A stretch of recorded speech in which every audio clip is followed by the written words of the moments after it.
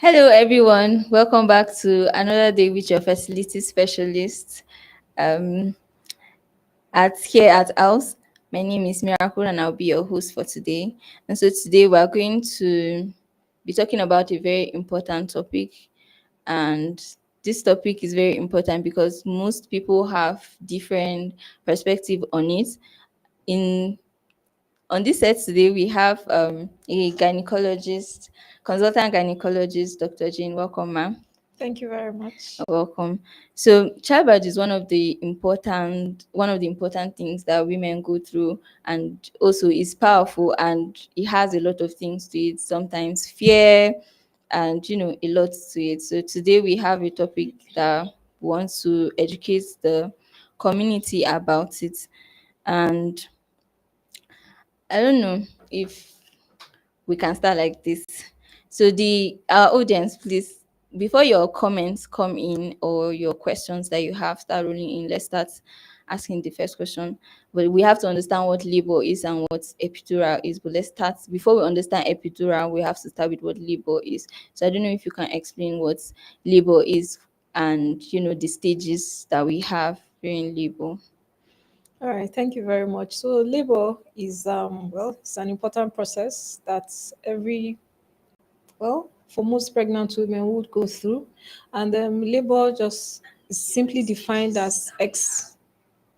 Okay. Simply just talks about the expulsion of the baby and the placenta, the membranes, or what I call them products of conception, Yes. with minimal risk to both mother and baby. Of course, that is just the round definition of labor. And of Okay. course, labor is in stages. We have the first stage, second stage, and third stage. Okay. Well, there's this fourth stage that's always talked about, but not very. It just talks about the last part where you are monitoring the woman following delivery. So, Okay. but the first stage commonly talks about um, when the woman she starts to contract from maybe when the cervix is maybe 0 cm open, or when it's not open at all, up Yes. until when it gets fully dilated, or what we call opening of the Opening. cervix, or the Okay. mouth of the womb, Okay. as we would like to put it for people to understand. Yes. So that is the first stage. So when we have it from 0 to 10, then the second stage of labor is now from that time that the mouth of the womb or the cervix is fully dilated Yes. till the delivery of the baby. Mm. Then the third stage is now from that point of delivery of the baby up to the delivery of the placenta. Then the fourth stage, not written all over, but it's something that's been recognized the first 2 hours after delivery, because Okay. that is the point where a lot of women at risk. They are forgot. People assume they are fine, they are well all covered, and all why some of them are bleeding. So it talks about the first 2 hours where you monitor the women intensely to pick for bleeding and other complications that could arise shortly after delivery. So that Mm. is labor and stages of That's labor. labor and stages.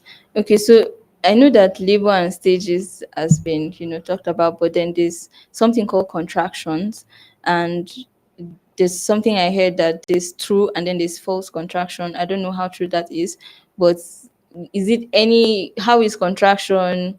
How does it happen? Well, contractions, I think I would say it's just tightening from time to time. Will I say occasional tightening of the um, tummy, because that's what most women will feel. Feel But the okay. contraction, it just feels hard. The Okay. uterus, the womb feels very hard and releases itself. So for labor kind of contractions, you get to have this contraction starts, and it increases the intensity, the Increase. severity keeps increasing, and also the frequency which you have it. So for a woman not in labor, that probably the uterus is just preparing or getting towards labor, she might Mm. feel this tightening once in a while, not usually very painful. They just feel it hard and it goes away. We call Okay. those painless contractions or Braxton Hicks contractions. But when you're in labor, you see these contractions increase gradually, the pain, the number of times it comes compared Mm. to when you're not in labor. And so Yeah. you think this is labor and this is contractions. Okay. So before, I think contraction is painful. That's when they come in shouting and all of that in the hospital. So is there any psychological or emotional way of distracting the woman from that at that point? or is there anything like the partner can do at that point? Now I want us to look at that before we go into epidural and how it comes in. Well, of course, the pain can be managed. There's where we can use drugs and all of that. But Yeah. there's also the part that you don't use drugs, what we call the non-pharmacological part. Okay. And all those parts starts from even education and enlightenment. You tell them this is how labor is, you feel this way and that kind of way. Somehow that prepares the woman psychologically for the Hmm. labor. Then when they come in labor, emotional support from their partners, Yes. um, respectful maternity care from the caregivers and all of that. Hmm. When this woman is carried along, she's able to go through this pain. Of course, that is the non-medical part. Of course, Yes. there are a lot of medications that can be used and others that can be used in labor.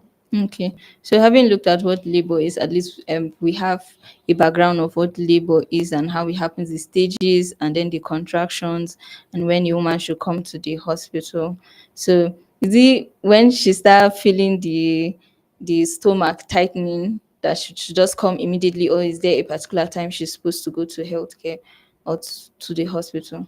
Well, most times throughout antenatal, women are taught what to expect at the end of pregnancy or towards the end of pregnancy. Mm. Yes, labor, signs of labor. Some women could start with this tightening, occasional or we call it intermittent tightening or contractions that relieves after a while. Okay. Yes, they could come, so they are assessed and seen if they're in that stage of labor where they need to be admitted, or if they're in labor, if it's true labor or not. Or not. But there are other ways women could present. Some other women, the tightening comes or the contraction comes after their water had broken. So Mm. you want to tell them, so when your water breaks, you're already due for delivery. You don't have to wait. You just come to the hospital. Mm.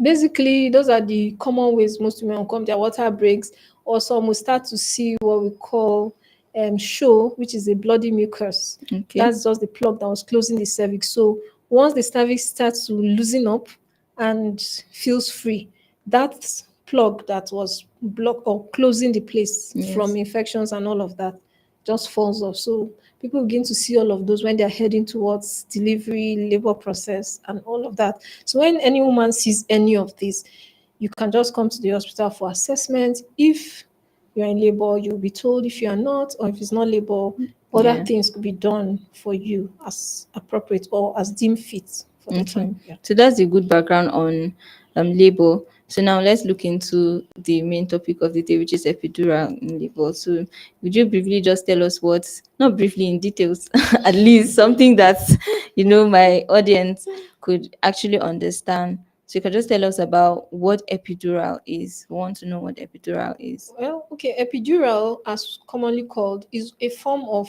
pain management in labor.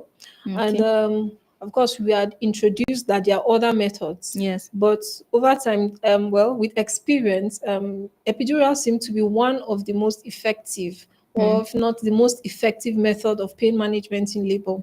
And Okay. epidural basically has to do with putting a tube behind a woman's back and injecting pain meds from time to time while she's in labor. And what this does is that it takes away the pain of labor entirely from the woman. Mm. And she's now, all she feels is the tightening or the pressure from the contractions she's having. And it goes like that. Labor progresses as it should, and the woman is monitored by the healthcare workers or healthcare givers, people Yes. conducting the delivery. Mm. And when it's time for her, she's just told what to do. And that's epidural, very effective, painless labor. It gives her the whole comfort she needs in the Yes. labor room and all of that. Okay. So is there a stage where you give epidural in labor or just anytime you can give? Like, is there a too early stage or a too late stage? Well, there's no too early stage, but most times it's advocated that when the woman is in active phase of labor, Mm. because a lot of times some women will come in what we call false labor. So if you are in a hurry to just pass the tube and she doesn't progress into labor, Yes.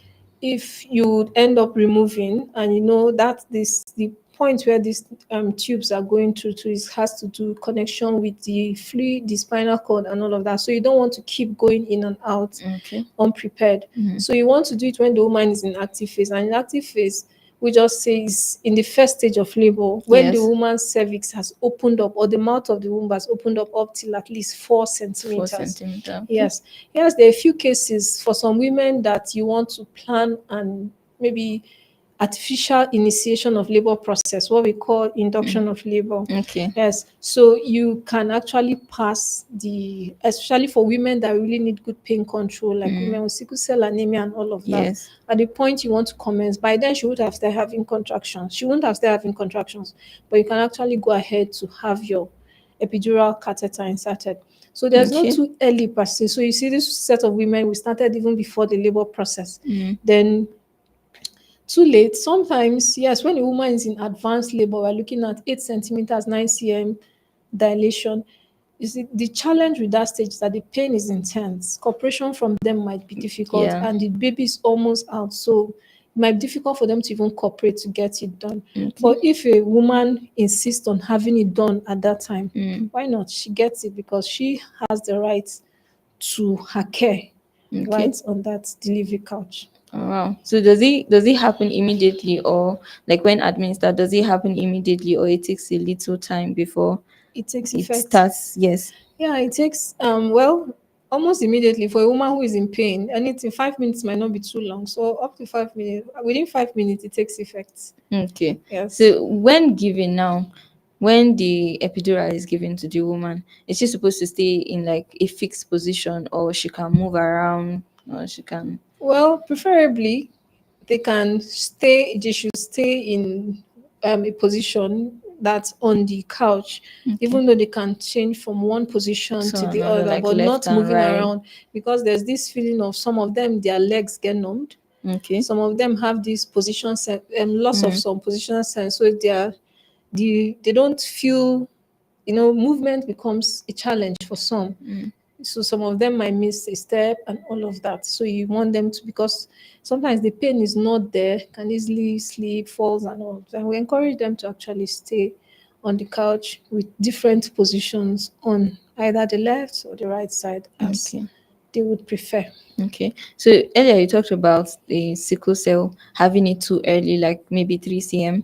She can get at 3 cm or 4, or was it No, before? not even early. Even before you Even start what we before you call start. induction of labor for Okay, them, so she because can start. the good thing with epidural is that for a woman that has all of any of those hemoglobinopathies, Yes. the pain management for them is what helps also prevents crisis. Okay. So it's going to work up until at least 24 hours. So even if she delivers, you still need to control pain and all of that. So it keeps serving. So you are not worried that you are starting too early and all. So even before contractions start, Yes. if you are doing an induction of labor, because you cannot say when to progress, unlike True. other women that you're waiting for the labor to get to a particular time. So Yeah. once you want to induce a woman who has opted for an epidural, you can go ahead and have her epidural Epidural. catheter Okay. inserted. The catheter is the tube I mentioned that you Yeah. just put behind the back of the woman. All right. So in that case now, do we have people that are not supposed to have epidural even when they're having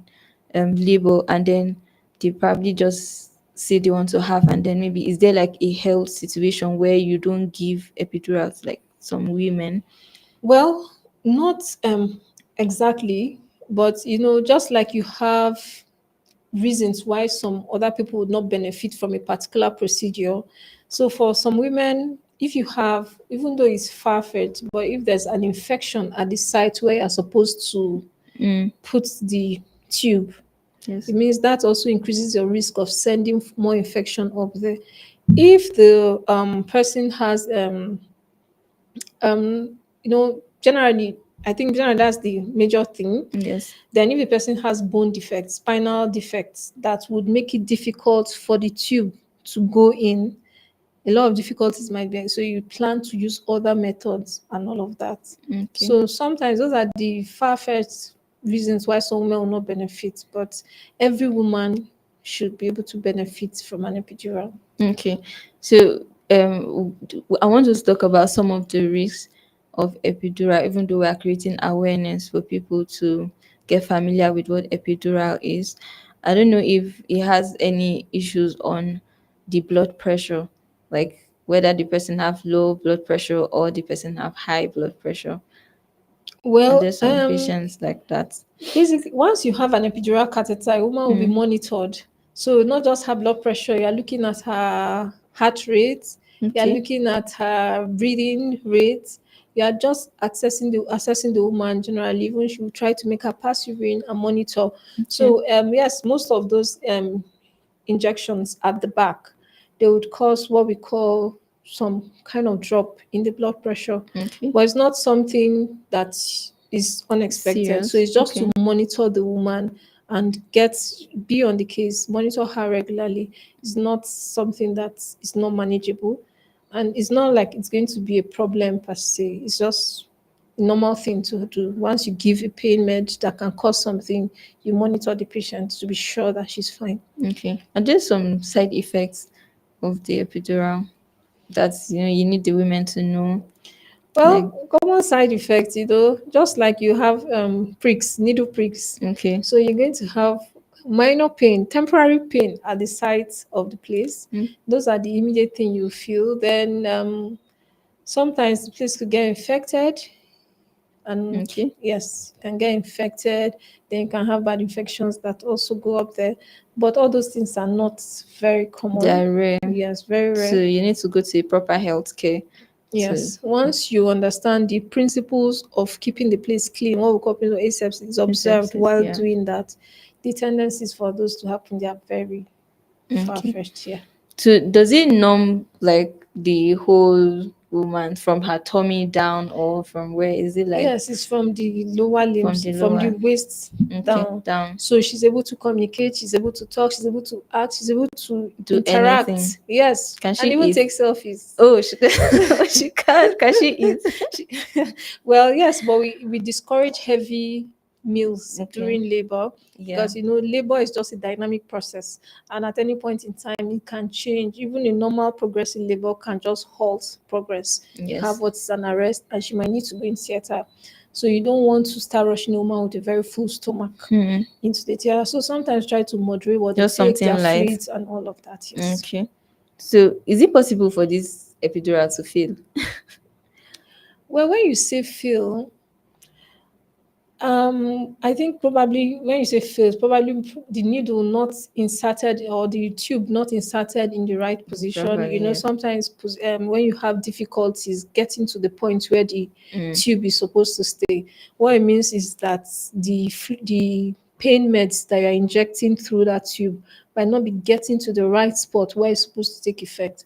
So eventually, the woman might have a tube at her back, then Okay. she still feel. Then, if while trying to place a tape to hold it, there was disruption in placement. Hmm. That would also affect how effective it will be.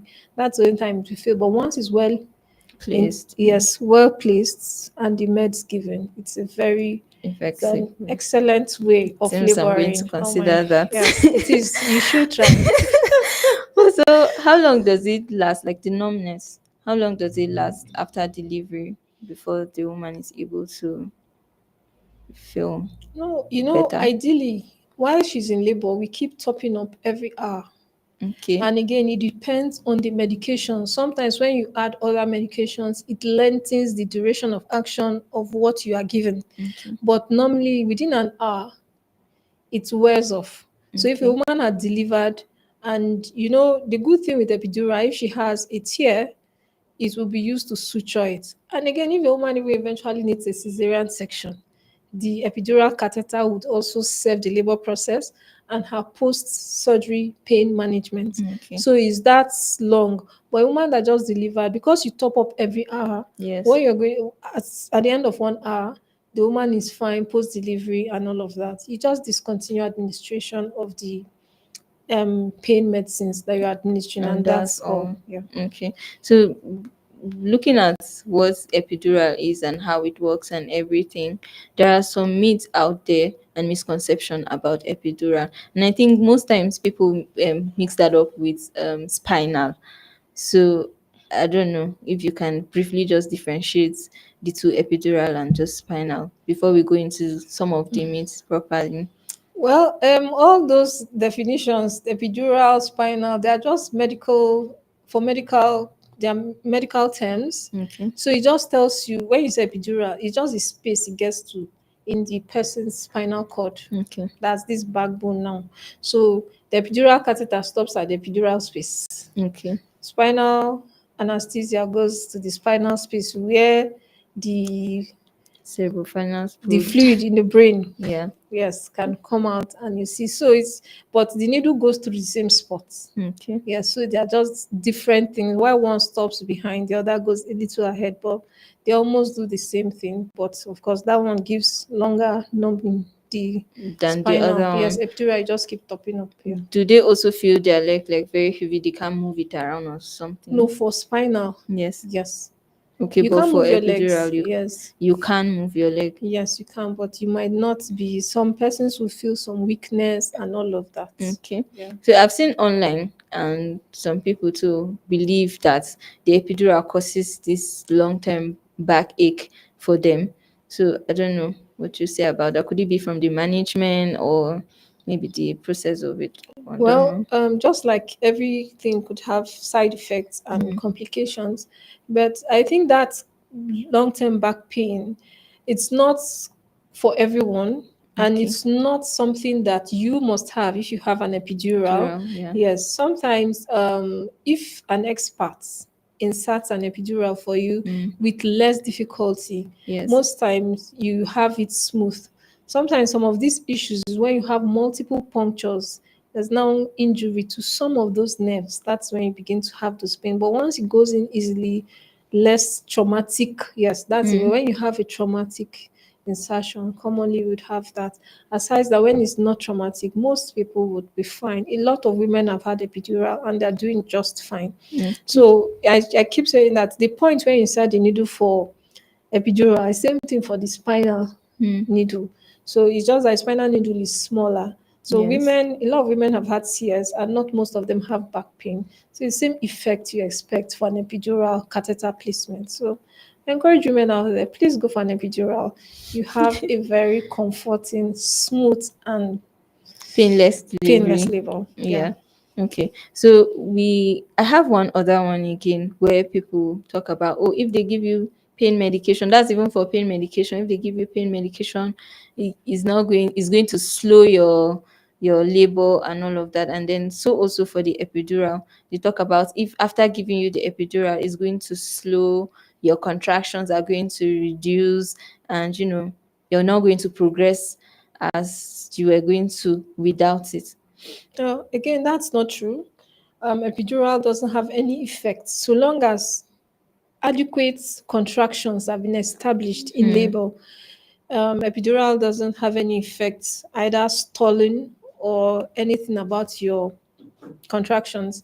What people would say is that, because you have an epidural, you are more relaxed, you are not anxious, so you are not calling, Hmm. making a lot of about the pain and all of that. So Yes. it looks like it has slowed down the process because by the time you scream for 30 minutes and you are not screaming an hour, it looks like, oh, she has slept off and forgotten the labor. Yes. Yeah, so I just feel it just gives you this comfort that makes you very relaxed, Yes. and it doesn't affect your baby, it doesn't affect contractions, your labor progress as normal. Well, sometimes because it numbs down there, you might not feel this strong urge to push. Mm. That is where monitoring comes in. Okay. So the person conducting the delivery would now check and tell you, okay, madam, it's time to push your baby. Okay. And that's how I go about it. Okay. So what of breastfeeding? They have a thing about breastfeeding also, that epidural after epidural, this breastfeeding they struggle to, or your baby will have problem. All of that. The society just have one or two about the epidural, and it also includes Okay. breastfeeding and having an effect on the baby, even though you said it doesn't. Epidural is just like every other what they use for epidural pain medication given, the same thing we use if a woman has a tear and you Yes. want to suture the tear. Yeah. So a woman without epidural also gets those pain medicines, Mm. and they still establish breastfeeding. Yes. So breastfeeding naturally, when yes, for some women they establish breastfeeding immediately.